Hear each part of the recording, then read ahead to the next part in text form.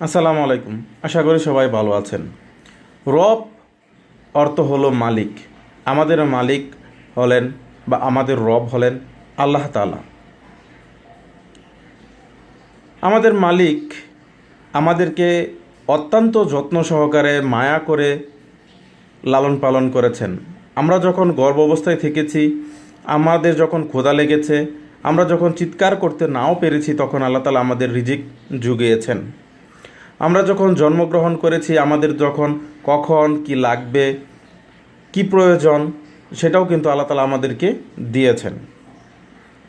এবং আমরা মৃত্যুর আগ পর্যন্ত এক রব, যে রব আমাদের মালিক, সেই রবই বা মালিকই আমাদের যে কখন কি প্রয়োজন, কখন কি দরকার, তা সবসময় সঠিকভাবে আমাদেরকে জুগিয়ে যাচ্ছেন। এই রবের ইবাদত আমাদের করতে হবে এবং তার নৈকট্য অর্জন